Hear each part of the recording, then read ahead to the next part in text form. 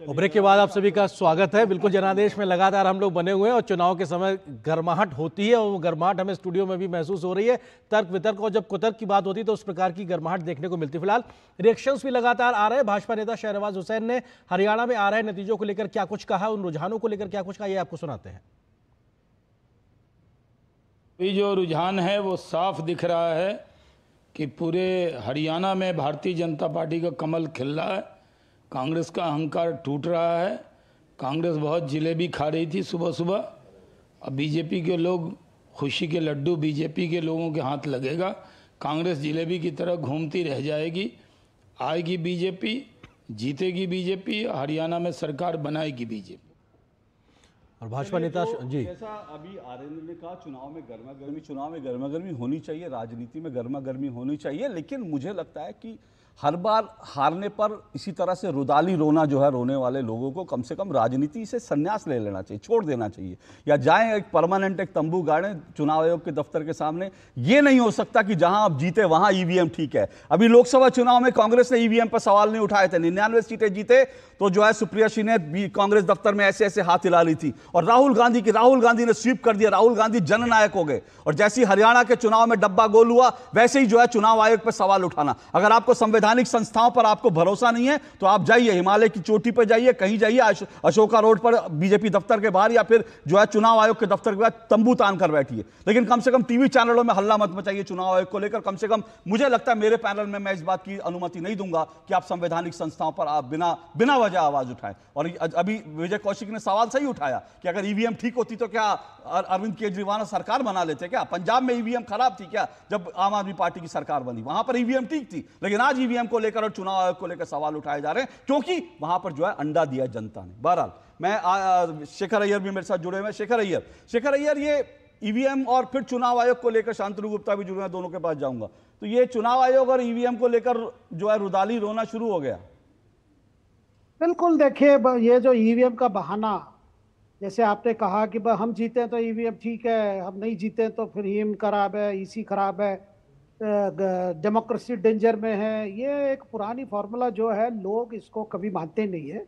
और दूसरी बात, भाई कौन क्या दिखाया था पहले, अब वो बात नहीं है। अभी क्या ट्रेंड है, इलेक्शन कमीशन की वेबसाइट पे तो बड़ा क्लियर आ रहा है, जैसे जैसे आ रहा है। देखिए, जैसे आपने कहा कि प्राइवेट चैनल्स पे एक होती है ट्रेंड, और जो ये है कई चीजें मिक्स कर देते हैं, वो अपने कैलकुलेशन रखते हैं। और दूसरी बात अशोक जी, मैं कहना चाहता हूँ, देखिए जो नैरेटिव चल पड़ा था हरियाणा में कि एक बदलाव का माहौल है, ये नैरेटिव जैसे स्टार्ट कुछ मीडिया की तरफ से भी शुरू हुई, फिर उसको बाकी पार्टीज भी ये पिकअप कर लिए। और एक बड़ी बात अंग्रेजी में कहा जाता है कि you finally and up buying your own propaganda.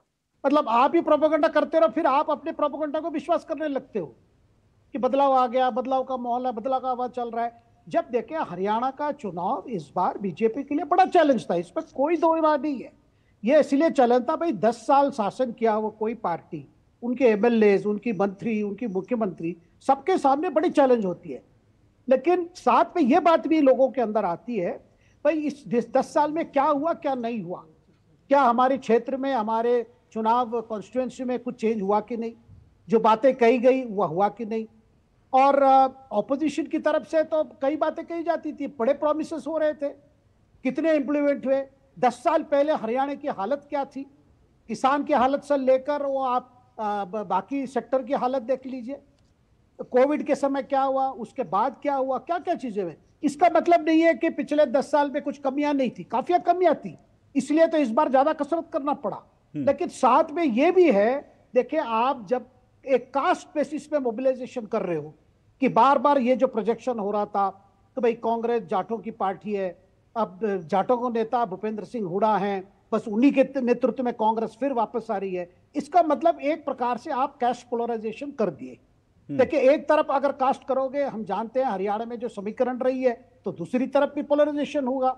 और साथ में ये जो दलित फैक्टर की बात हो रही थी, कांग्रेस के अंदर सबका पता था कि जिस तरह भूपेंद्र हुड्डा पूरा कब्जा कर लिए थे टिकटों को लेकर, पूरा मैनेजमेंट को लेकर, बाकी नेता सुरजेवाला जैसे नेता या कुमारी सैलजा जैसा नेत्री, उनको लग रहा था भाई ये क्या हो रहा है। तो इन दोनों नेता की सवाल नहीं है, जो सैकड़ों कार्यकर्ता हैं जो इन नेता से जुड़े हुए, इन वर्गों से जुड़े हुए, वो भी बड़े महसूस फील कर रहे थे।